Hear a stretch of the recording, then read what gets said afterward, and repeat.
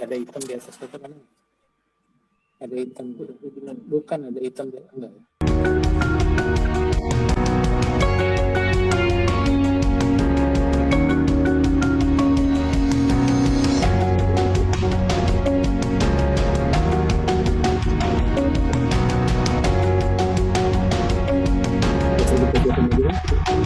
Jadi belum lagi kan sebenarnya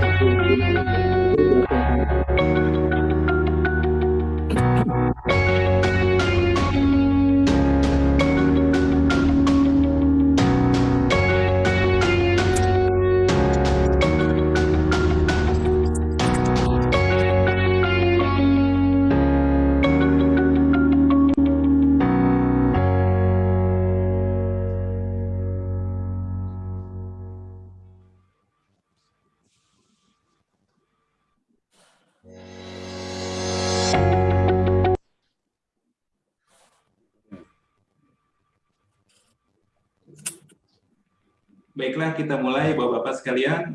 Assalamualaikum warahmatullahi wabarakatuh. Waalaikumsalam warahmatullahi wabarakatuh. Tabipun. Ya, Selamat siang pemirsa, berjumpa lagi dengan kami dalam acara Forum Diskusi Online Kebiasaan Baru yang diselenggarakan oleh Harian Umum Lampung Pos yang juga didukung oleh Satuan Tugas Perencanaan COVID-19 BNPB.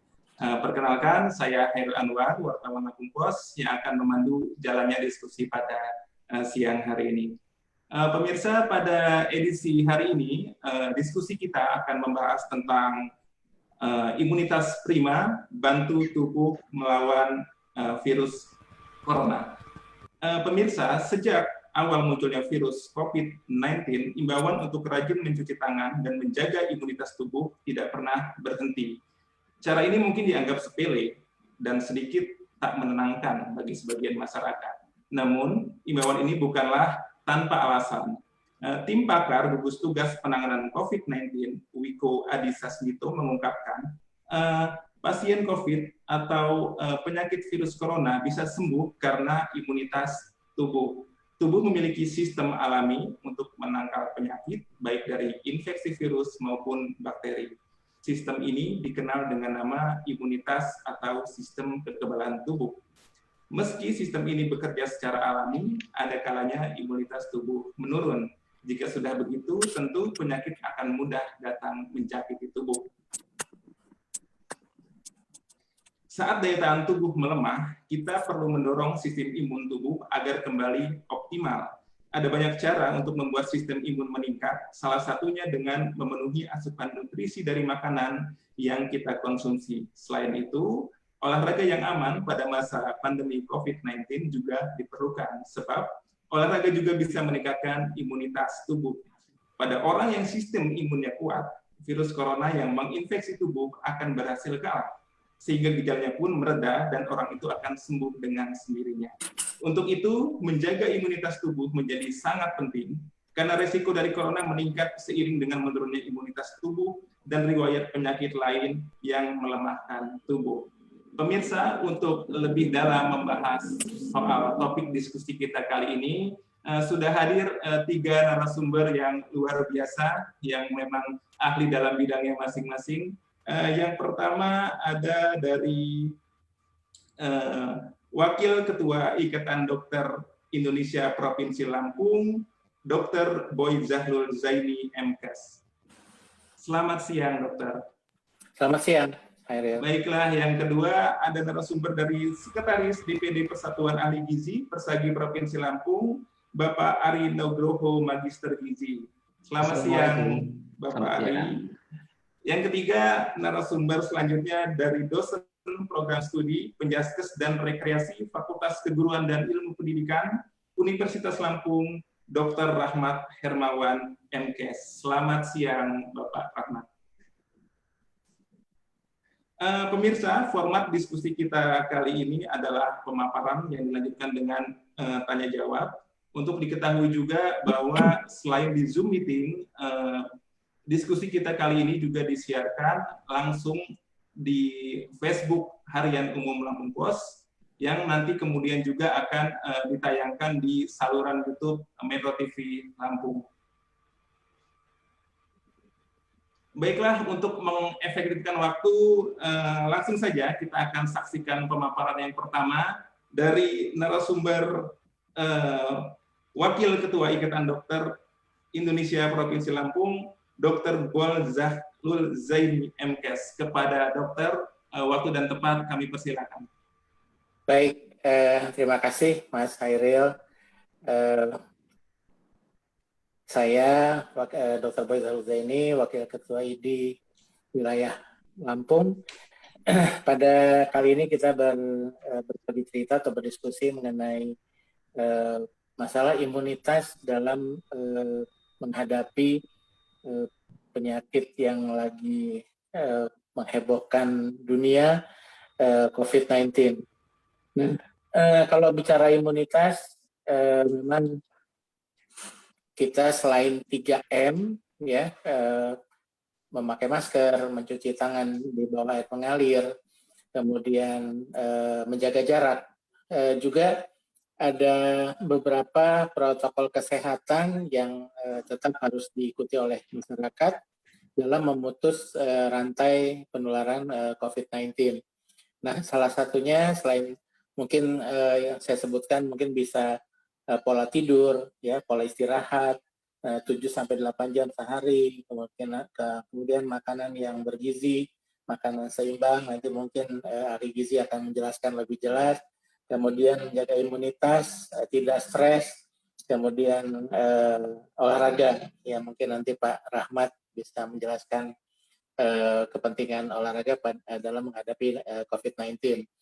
Nah, dari kesehatan, memang kita menjaga imunitas itu dengan semua ya yang terkait dengan pola hidup bersih dan sehat.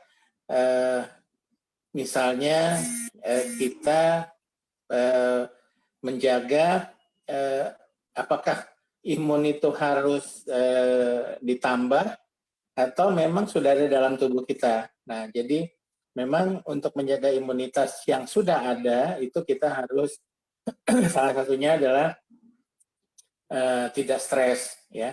Jadi baik yang tidak terpapar maupun saudara-saudara kita yang sudah atau sedang terpapar sekarang, kalau stres itu menurunkan imunitas, ya. Jadi memang kalau adrenalin meningkat, imunitas kita menurun.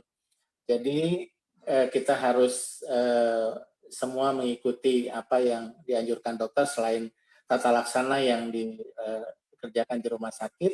Kalau misalnya kita diisolasi di rumah sakit, kalau misalnya kita isolasi mandiri, tetapi walaupun di rumah sakit, tetapi tidak di isolasi yang dengan tekanan negatif atau ICU, kita di kamar sendiri. Nah itu kita harus berusaha untuk menenangkan, menyenangkan, membuat kenyamanan pada diri kita sendiri dengan tidak berpikir bahwa COVID itu bla bla bla yang sangat menakutkan dan yang makin hari kita makin takut, itu imunitas kita akan berkurang. Justru kita harus menerima dengan lapang dada karena kita harus berpikir positif. Misalnya angka kesembuhan COVID-19 di Indonesia semakin banyak. Jadi memang yang terpapar atau yang terkonfirmasi karena swab juga sudah banyak di beberapa kota di Indonesia.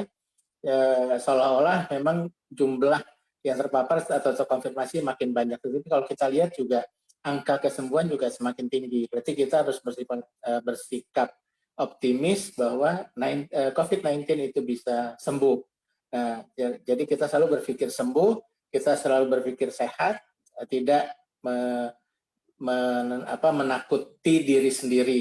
Nah, ini yang harus dijaga. Kemudian lingkungan, baik itu keluarga, sahabat, kerabat, lingkungan kerja dan sebagainya harus mendukung. Ya, karena penderita atau orang yang terpapar COVID-19 tidak harus dikucilkan sehingga tidak bisa tidak mau artinya kita mengucilkan itu betul-betul kita takut bertegur sapa, kita takut ketemu, kita takut dan sebagainya, takut yang lain-lain. Nah, ini jangan, ya. Asal kita menjalankan protokol kesehatan dengan baik, insya Allah kita akan terjaga dari tertular COVID-19. Nah, kemudian mungkin nanti gizi yang baik, ya, gizi seimbang, kemudian nanti dengan vitamin, dengan kebiasaan-kebiasaan lain termasuk olahraga, bagaimana kita menjaga kita supaya tetap sehat dan tetap bugar. Mungkin dari kesehatan itu sebagai pembukaan, Mas Khairil, terima kasih. Ya, terima kasih Dr. Boy atas penjelasannya. Sedikit pertanyaan untuk Dr. Boy Zahur. Tentunya tadi stres itu mampu menurunkan tingkat imunitas. Lalu apa sih dokter yang kira-kira bisa masyarakat lakukan agar emang tingkat stres masyarakat ini bisa mereda di tengah pandemi? Iya, kita memang COVID ini kan mengganggu seluruh aktivitas, termasuk mengganggu perekonomian.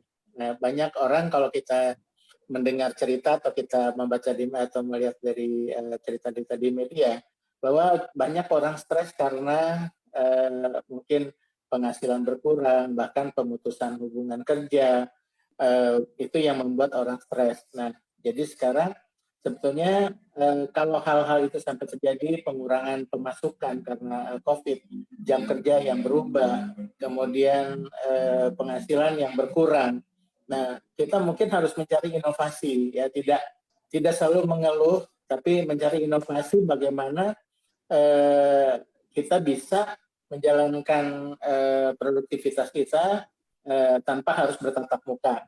Kalau memang itu dibatasi, ya, jadi mungkin bisa sekarang kalau kita lihat kan kuliner bisa online, membeli barang-barang, belanja dan sebagainya bisa online. Jadi kita tetap semangat, kita tetap produktif, kita bisa inovatif sehingga kita tidak terpaku dengan kesedihan, dengan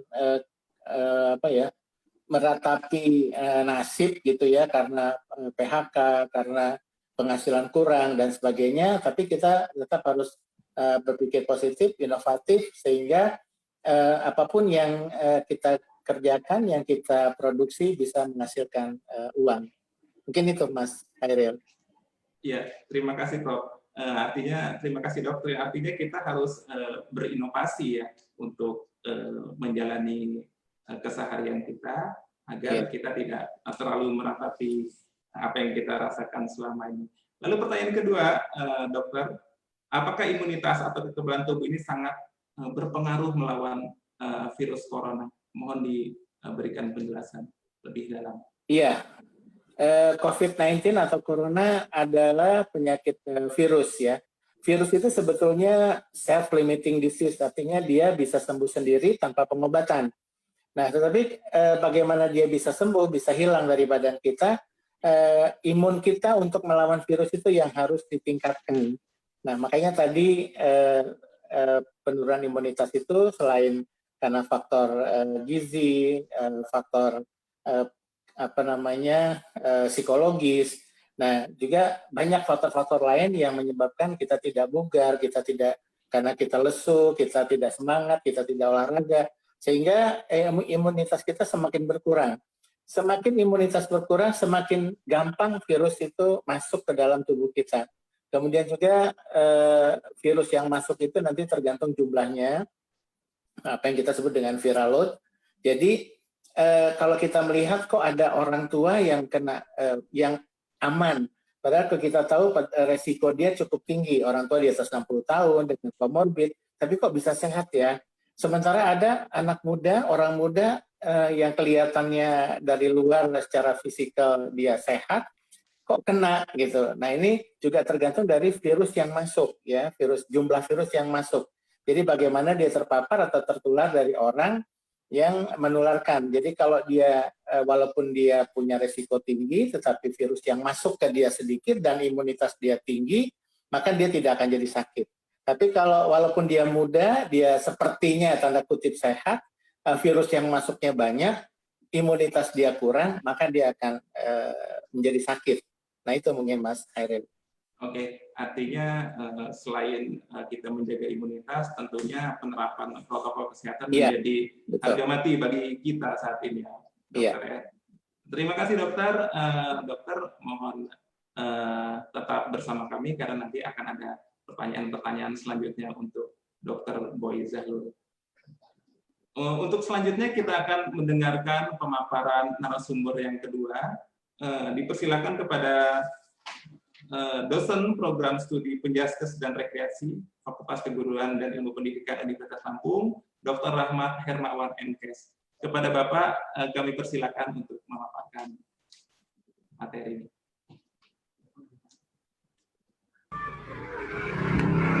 Ya, terima kasih. Assalamualaikum warahmatullahi wabarakatuh. Waalaikumsalam.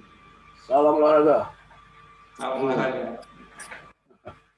Semangat ya.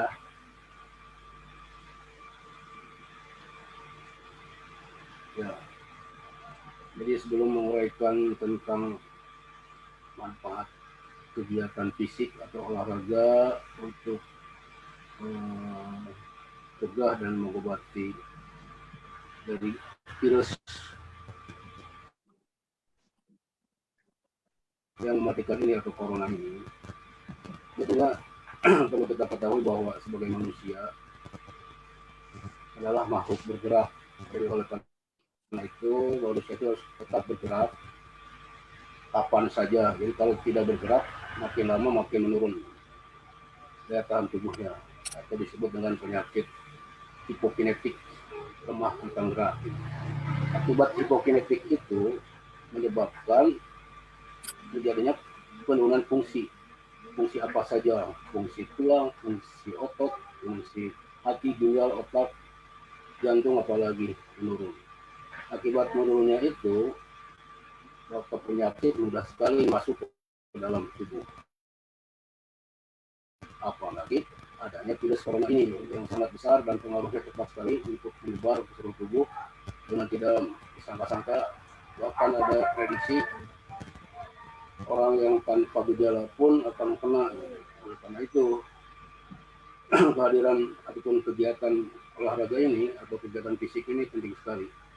Cuman kadang-kadang orang itu berpikirnya, orang awam maksud saya, bahwa olahraga itu sudah dilakukan, apalagi ibu-ibu ya, dari bangun pagi sampai siang katanya sudah aktivitas fisik termasuk olahraga seperti nyuci, nyapu, kemudian yang ngepel, seolah-olah sudah aktivitas fisiknya termasuk olahraga. Demikian juga bapak-bapak yang ke kebun kemana itu dikiranya sudah olahraga, padahal yang dimaksud olahraga adalah aktivitas fisik yang menggunakan aktivitas ataupun kerja tungkai. Tungkai itu jadi otot-otot tungkai. Kenapa otot tungkai? Karena otot tungkai itu banyak dekat atau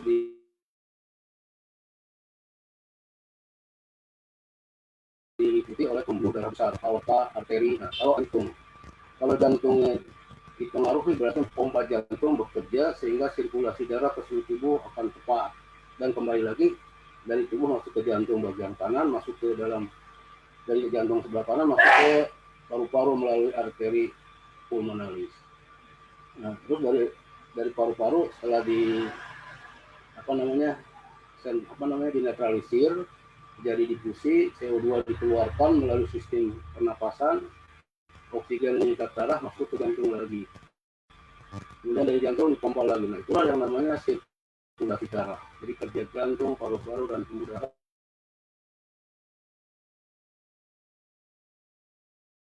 lancar, sehingga akibat kegiatan akan terasa juga.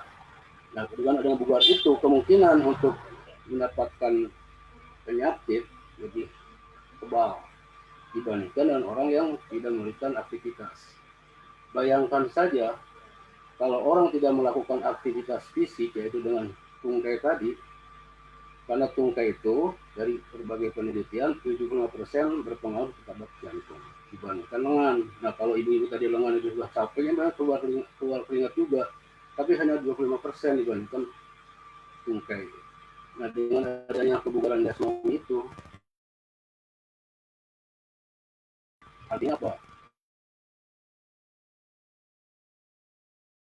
Orang itu memiliki kemampuan fisik, kuliah sore mungkin aktivitas apa sorenya atau malam hari dia masih bisa kumpul-kumpul di karang taruna atau pengajian.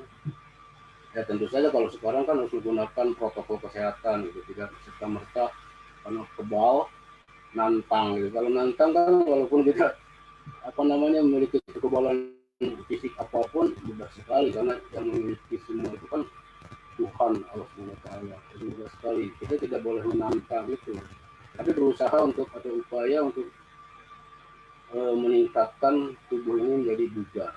Nah, dengan adanya bugar ini, jangankan penyakit yang tadi itu, penyakit yang lemah sekalipun, kalau fisik itu lemah, pilek saja udah 3 hari 3 malam. Contoh orang-orang itu kan begini ya, ada orang yang kerjaannya tidur pagi sore sampai sore tidur, malamnya begadang. Nah otomatis kan daya tahan tubuhnya rendah. Nah ketika dia pilek, dia susah untuk sembuh karena daya tubuhnya lemah sekali. Nah oleh karena itu apalagi virus ini menyerang pernapasan. Berarti kalau pernapasan kan ada di daerah hidung dan telinga gitu, mulut di antara itu. Oleh karena itu dengan adanya aktivitas fisik tadi berolahraga yang secara teratur memungkinkan virus ini tidak mudah masuk ke dalam tubuh. Walaupun mungkin tadi jumlahnya banyak sekalipun, kalau yang sudah namanya kebal ya insya Allah gitu. Tapi ya mungkin dengan doa. Kalau saya tadi baca referensi ada dari Fakultas Kedokteran Erlangga itu S3 meneliti tentang zikir pengaruhnya terhadap kekebalan tubuh. Jadi kekebalan tubuh itu bukan olahraga aja, zikir pun akan memberikan fungsi ataupun efek terhadap kekebalan tubuh. Itu di Al-Quran ada, makanya istilahnya doanya seperti itu. Jadi selain mungkin kita melaksanakan kegiatan fisik, ya berzikir, diimbangi dengan makanan sehat. Kalau makan sehat, istirahat, teratur, kemudian mencegah hubungan kontak dengan orang lain, yaitu dengan menggunakan ataupun melaksanakan protokol kesehatan, insya Allah fisik akan terjamin sehat selalu. Nah, jadi dalam hal ini, jadi saya mungkin untuk pengantar silakan aja di dulu, nanti disambung kalau ada pertanyaan. Terima kasih. Halo, dengar nih? Halo.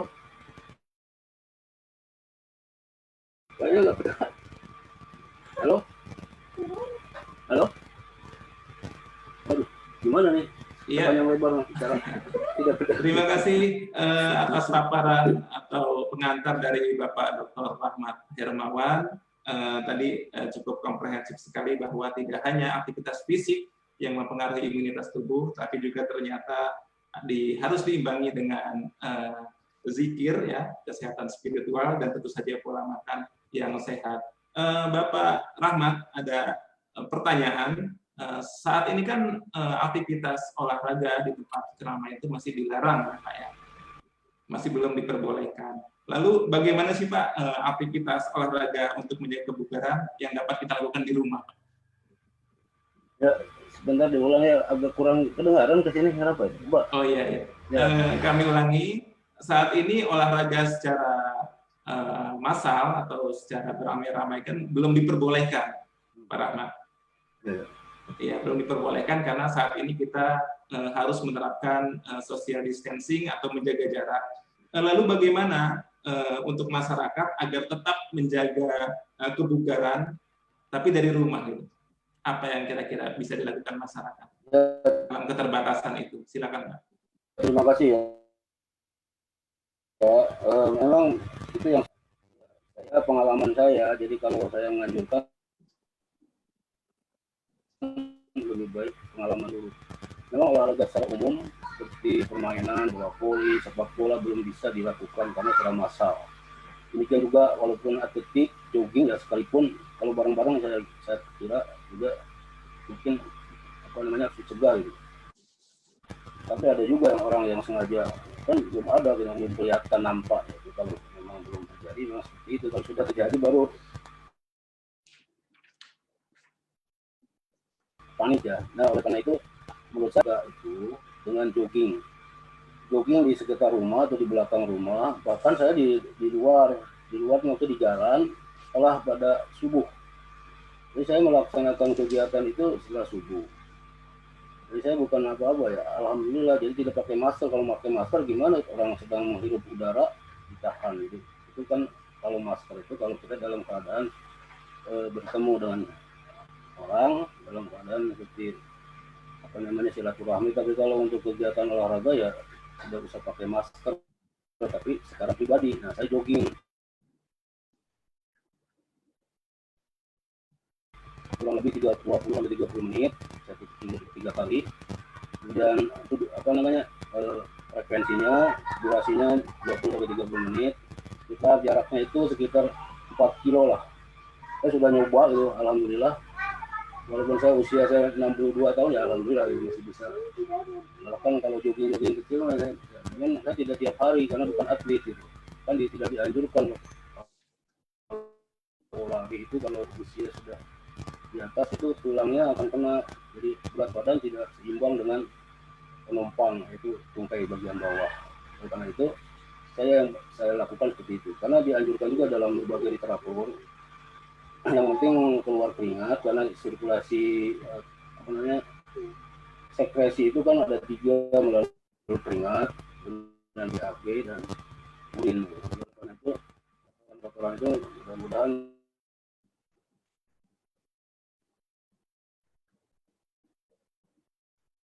dikeluarkan dalam 3 hari. Kemudian melakukan bagi otot sendi, kemudian pemasan. Nah, jadi kalau ada kegiatan yang sifatnya rutin, itu alhamdulillah. Jadi dalam hal ini daya tahan tubuh akan terjaga. Jadi otomatis kebugaran pun akan terjaga. Jadi terjadinya hal-hal yang di luar itu mungkin masih bisa diatasi. Seperti penat, pening, kalau kita kurang tidur kan di olahraga tuh sedikit aja udah pening. Tapi kalau orang-orang yang biasa aktivitas fisik kan juga dari serangan corona ini ataupun virus ini mudah-mudahan juga bisa.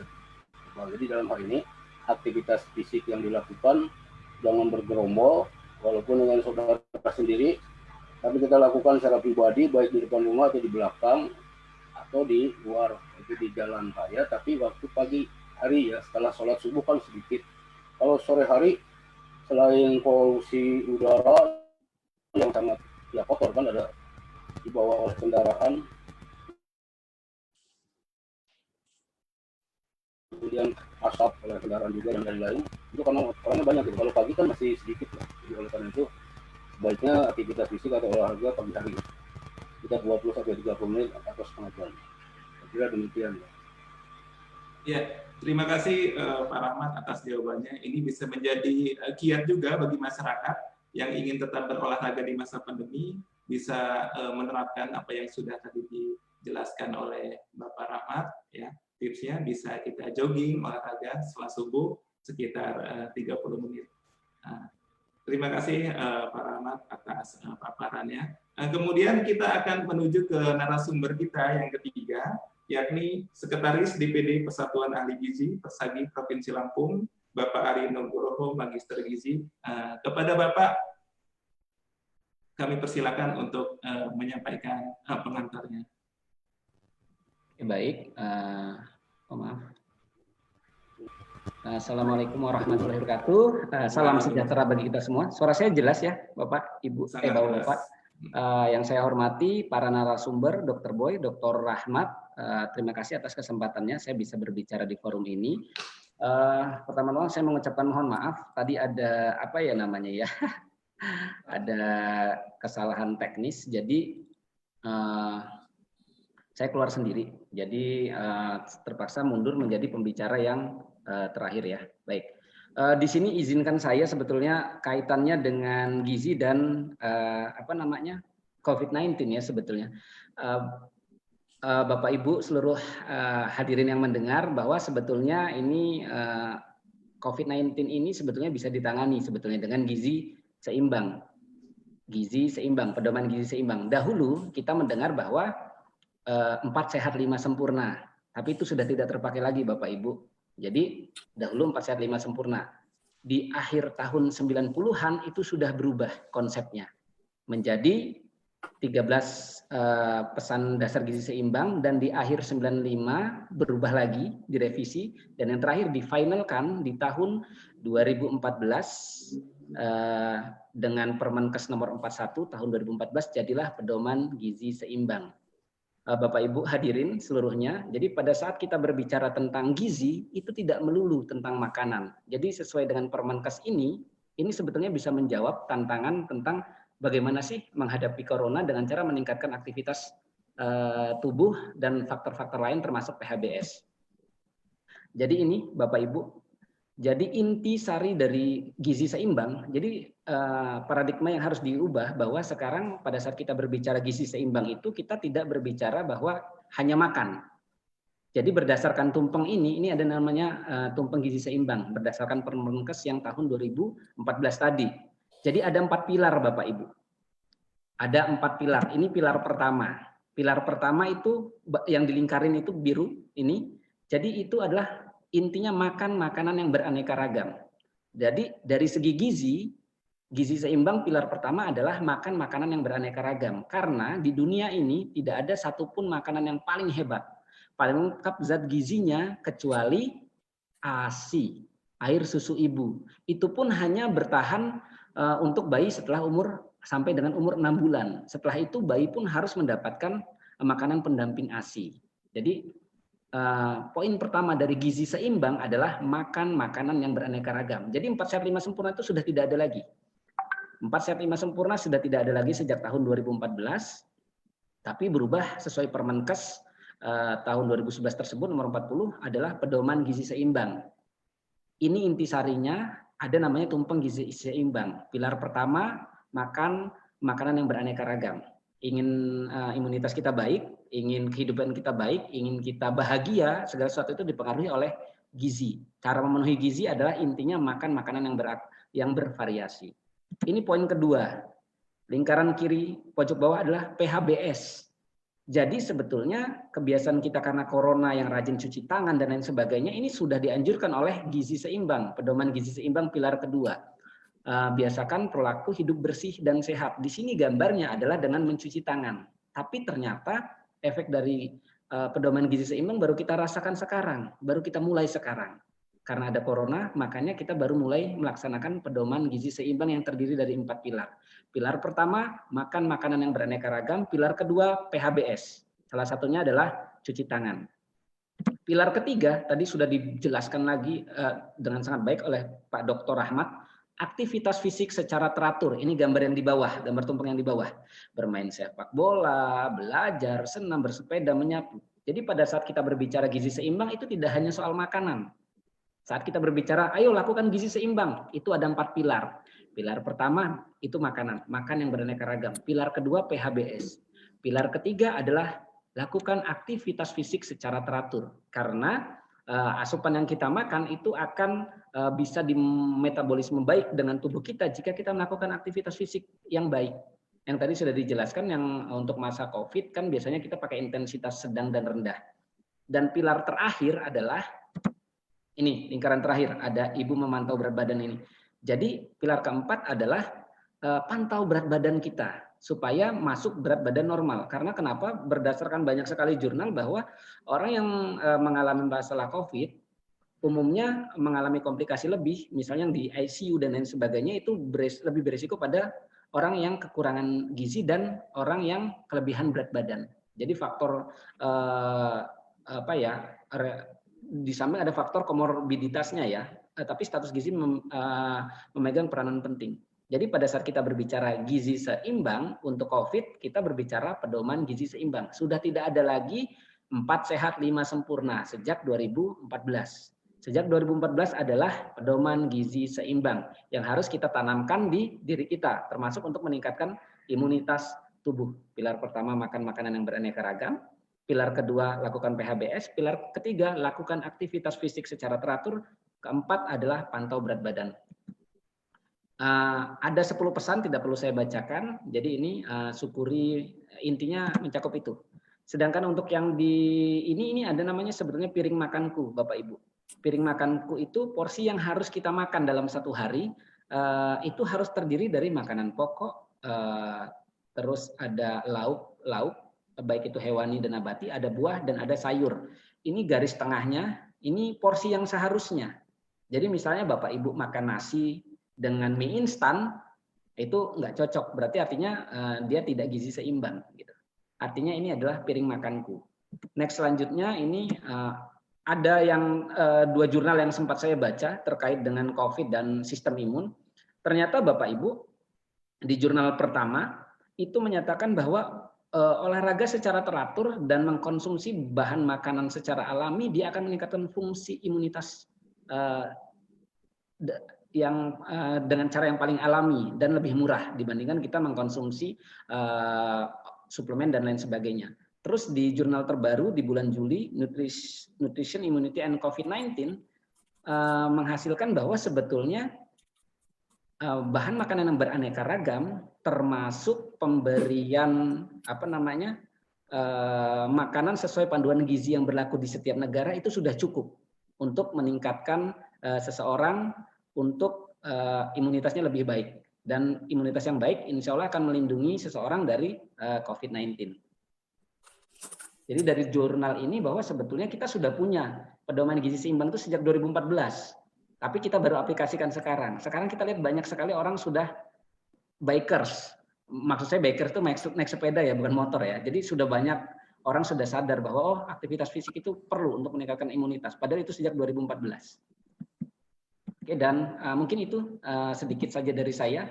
Dan yang terakhir ini buat kita semua bahwa tetap patuhi 3M ya, pakai masker, jaga jarak dan mencuci tangan.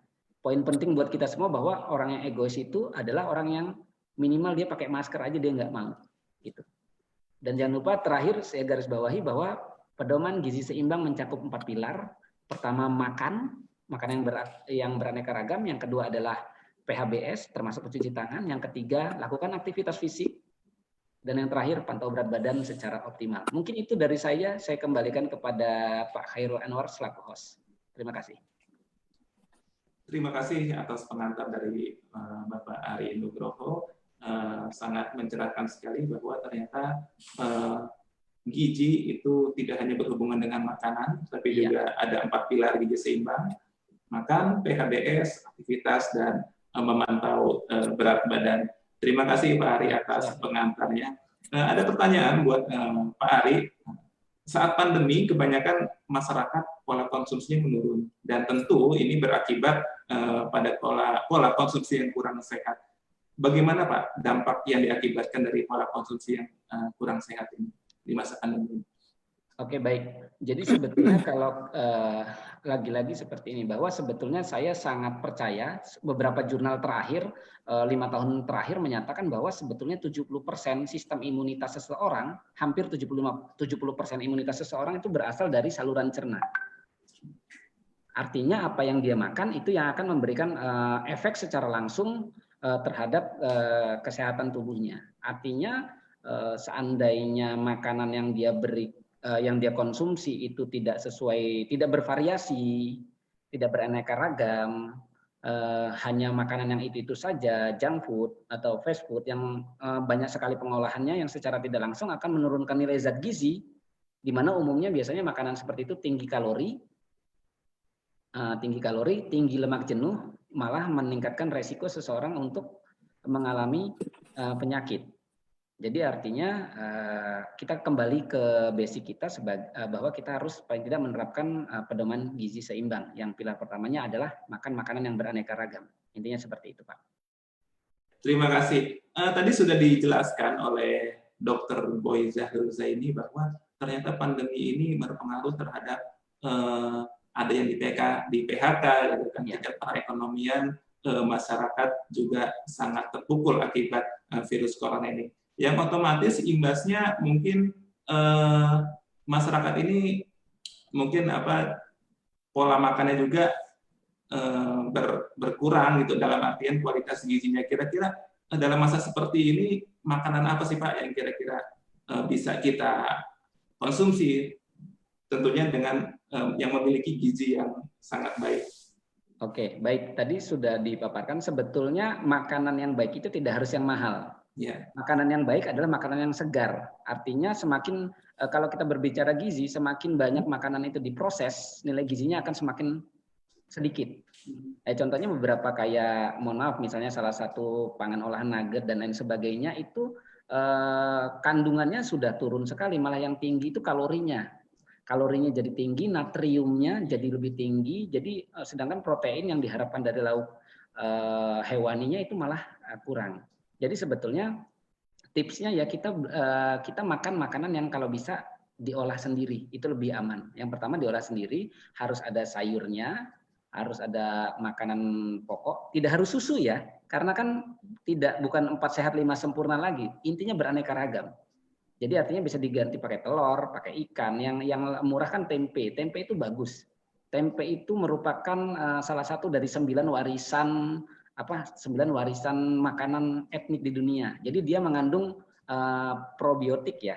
Jadi yang menyehatkan gut kita. Kita di sistem imun di dalam tubuh kita namanya ada gut, itu sistem imun yang ada di saluran cerna, di mana mereka dijaga oleh mikroflora usus. Untuk menyehatkannya butuh namanya probiotik dan prebiotik. Probiotik itu mikrobia yang hidup, prebiotik itu makanannya. Nah, probiotik itu salah satu sumbernya itu tempe. Jadi tempe itu jangan diremehkan ya. Jadi makanan yang murah, yang penting kita mengolahnya sendiri. Gitu kira-kira Pak.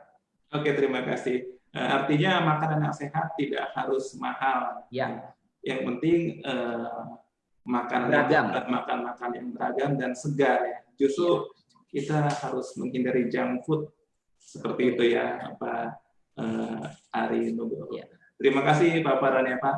Kita kembali ke Dr. Boy Zahrul Zaini. Dokter, dari semua penderita corona, apakah memang disebabkan karena imunitas yang lemah atau memang karena virus itu terlalu kuat sehingga imunitas kita menjadi kalah? Kira-kira bagaimana, Dok? Iya, tadi di awal sebetulnya sudah saya jelaskan bahwa virus itu bisa masuk ke tubuh seseorang apabila imunitasnya turun. Ya, jadi memang dia terinfeksi virus, tetapi terutama virus ini menyerang orang-orang yang imunitasnya rendah. Nah, dan sebetulnya makanya sekarang orang masih ribut tentang bagaimana terapi corona.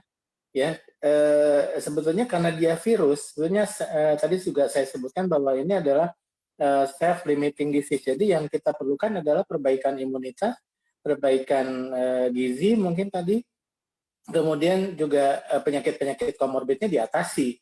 Ya, jadi orang itu tertular karena dia imunitasnya turun atau dia punya komorbid.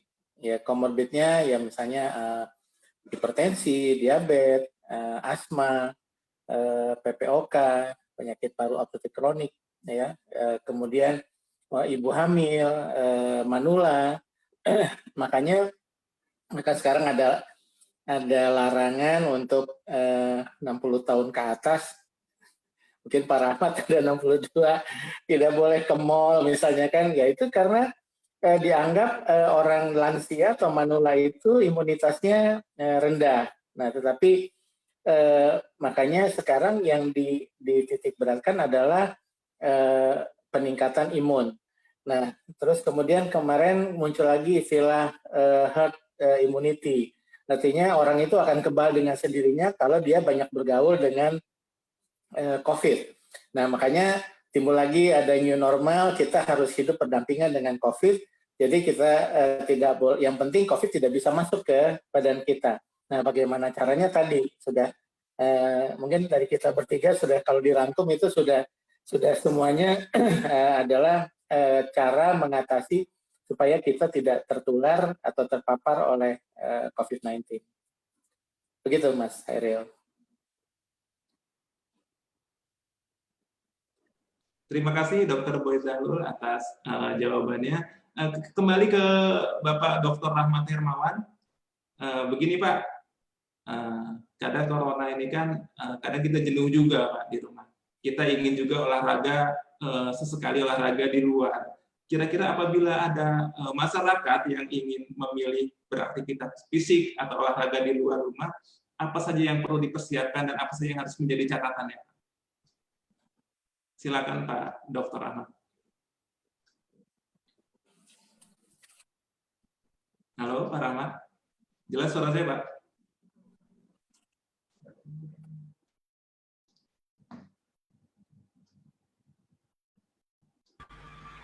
Kedengaran tadi suaranya ada yang menghalangi. Saya ulangi ya Pak, sekali lagi. Bagi masyarakat yang ingin memilih berolahraga di luar ruangan, kira-kira apa yang harus menjadi persiapan? Bagaimana Pak, sudah stabil suaranya? Ya, nah, ya silakan.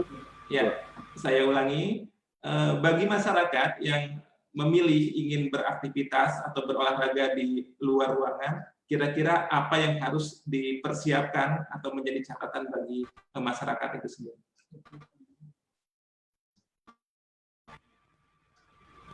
Ya.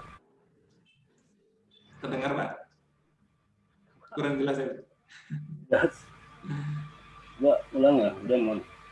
Oke, sekali lagi ya Pak. Ya. Bagi masyarakat yang ingin beraktivitas atau berolahraga di luar ruangan, kira-kira apa yang harus dipersiapkan? Ada gangguan.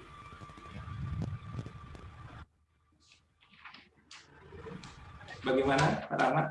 Sudah Ya, jelas? ya, teruskan aja. Oke, kita lanjut ke sementara menunggu sinyal stabil, mungkin kita lanjut ke Bapak Ari Nugroho. Pak Ari, ada pertanyaan? Kira-kira bahan makanan apa yang tepat untuk meningkatkan imunitas tubuh di masa pandemi? Oke, baik. Tadi sebetulnya gini, untuk kebutuhan sehari-hari sebetulnya kita butuhnya makronutrien dan mikronutrien. Artinya makro itu karbohidrat, protein, dan lemak, sedangkan yang mikro itu vitamin dan mineral. Umumnya orang Indonesia itu sudah terpenuhi yang makro saja. Karena vitamin dan mineral itu kita perolehnya dari sayur dan buah. Berdasarkan data dari Riskesdas beberapa tahun terakhir, cakupan kita orang dewasa, orang Indonesia, anak-anak yang mengkonsumsi sayur dan buah di Indonesia ini jauh sekali, rendah sekali, tidak sampai 50%. Artinya padahal yang beberapa penelitian yang meningkatkan imunitas seseorang itu selain terpenuhinya kecukupan makronya, vitamin dan mineral juga harus terpenuhi, yang itu merupakan sumber utamanya dari sayur dan buah. Buah tidak harus mahal, ada pisang, ada kates yang ada di belakang rumah atau di tempat tetangga ya. Jadi artinya tidak harus buah dan sayur yang mahal, yang ada di dekat rumah atau yang tumbuh di perkarangan juga bisa. Intinya seperti itu, Pak. Oke, sayur dan buah ya Pak ya. Tadi bisa buah di tempat tetangga, itu harus izin dulu ya Pak. Baik, lanjut kita ke Dr. Boy Zahrul. Dok, mohon diberikan pernyataan penutup atau closing statement untuk diskusi kita hari ini. Dipersilakan Dok untuk closing statement-nya. Ya, kami dari IDI berharap kepada masyarakat Lampung pada umumnya kita tidak usah terpaku dengan angka yang setiap hari termuat di media, baik itu jumlah yang terpapar, jumlah yang meninggal dan sebagainya. Tetapi yang penting adalah bagaimana kita melindungi diri kita sendiri, melindungi lingkungan keluarga kita, orang-orang yang kita cintai, lingkungan kita, baik itu lingkungan di rumah, lingkungan kerja, dengan sama-sama mematuhi protokol kesehatan. Jadi kalau misalnya kita tidak jangan melihat kalau orang sedang berkerumun gitu ya, dempet-dempet di tempat di toko kopi atau dibeli gorengan, ya kita nggak apa-apa sih menegur gitu ya. Artinya apalagi kalau kita lihat ada banyak orang yang tidak pakai masker dan sebagainya. Karena di sekitar kita sendiri banyak orang yang masih abai dengan protokol kesehatan. Itu mungkin tugas kita. Jadi kita yang pertama tidak usah memikirkan angka. Jadi kita tidak menambah kita ketakutan yang akan menurunkan imunitas. Yang kedua kita wajib menegur lingkungan kita supaya kita sama-sama sehat. Kemudian yang ketiga, kalau memang kita bergejala, cepat konsultasikan ke dokter karena belum tentu yang kita alami itu adalah COVID. Jadi tetap kita harus konsultasi. Seandainya di antara keluarga kita atau kita sendiri terpapar COVID, ya tadi harus berpikir positif, semangat, tidak selalu ketakutan, sehingga imunitas kita semakin turun. Kemudian kita ikuti instruksi dari dokter, baik perbaikan gizi misalnya, perbaikan imunitas kita yang lain, dan juga mungkin mengatasi komorbid. Jadi menurut saya COVID harus sangat kita mengerti bagaimana dan apa sampai kita semua tertular sehingganya kita bisa menghindari kita semua terpapar oleh COVID-19. Terima kasih Mas Hairil. Terima kasih closing statement dari Dr. Boy Zahidul Zaini. Selanjutnya kepada Bapak Dr. Rahmat Hermawan, silakan untuk memberikan closing statement atau pernyataan penutupnya. Silakan Bapak Rahmat.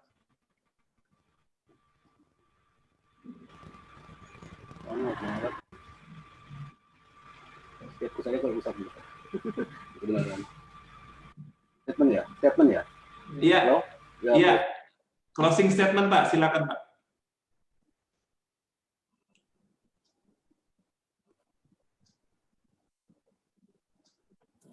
Terganggu banget ya. Sepertinya ada masalah sinyal dari Bapak Rahmat.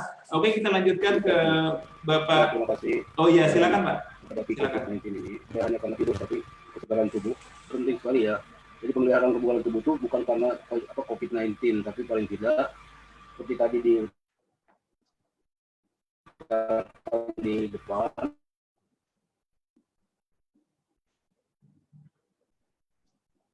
bahwa sebagai manusia makhluk bergerak, kebugaran tubuh terhadap berbagai penyakit dan siap melaksanakan kegiatan tanpa mengalami kelelahan yang berarti. Jadi yang paling pokok adalah latihan daya tahan umum, yaitu latihan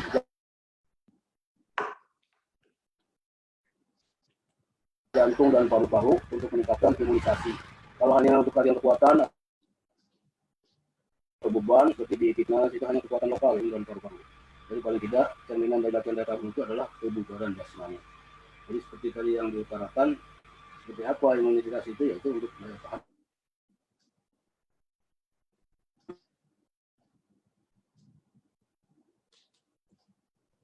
umum. Kalau untuk lokal, kekuatan otot, tangan, paru-paru belum tersentuh secara khusus karena dengan adanya latihan menggunakan tungkai, jantung dan paru-paru akan berpengaruh. Saya kira demikian. Jadi latihan seminggu 3 kali cukup dengan waktu yang relatif 20-30 dengan intensitas yang relatif sedang dan rendah.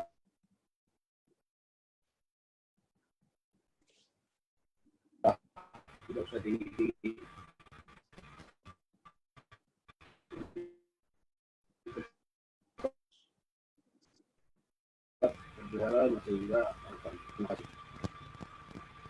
Ya, terima kasih atas closing statement dari Dr. Rahmat Hermawan MKes. Kemudian yang terakhir silakan kepada Bapak Adi untuk memberikan statement penutup. Baik, terima kasih Pak Khairil. Jadi closing statement saya pada pertemuan ini intinya kita harus jalankan pedoman gizi seimbang. 4 sehat 5 sempurna sudah tidak ada lagi, sudah almarhum sejak 2011 sebetulnya. berubah menjadi PUGS, Pedoman Umum Gizi Seimbang dengan 13 pesan, direvisi lagi terakhir tahun 2014. Jadi sebetulnya sejak 2014 atau sekitar 6 tahun yang lalu kita sudah punya pedoman gizi seimbang, di mana pilar pertamanya makan makanan yang beraneka ragam, pilar kedua PHBS, pilar ketiga adalah lakukan aktivitas fisik secara teratur, dan pilar terakhir adalah jaga berat badan kita pada range normal, status gizi normal. Mungkin itu dari saya. Terima kasih Pak Khairil. Terima kasih Bapak Ari atas closing statement-nya. Pemirsa, demikianlah kita paparan dari para narasumber kita yang luar biasa tadi. Bersama dengan ini kita telah sampai di penghujung acara. Terima kasih kepada Bapak Dr. Boy Zahrul Zaini. Kemudian terima kasih pula Bapak Dr. Rahmat Hermawan, dan terima kasih untuk Bapak Ari Nugroho atas partisipasi dan kontribusinya dalam kesempatan ini. Semoga kita bisa berdiskusi kembali dengan topik yang lebih menarik di kesempatan lainnya. Pemirsa, hasil diskusi ini nantinya akan dipublikasikan di lampos.co, lapangpos.id, Lampung Cetak, dan tentunya saja di saluran YouTube Metro TV Lampung. Pemirsa, sampai di sini kebersamaan kita. Ingat pesan Ibu untuk menerapkan 3M, memakai masker, menjaga jarak, dan mencuci tangan. Tetap jaga kesehatan, tetap produktif di tengah pandemi. Assalamualaikum warahmatullahi wabarakatuh. Waalaikumsalam warahmatullahi wabarakatuh.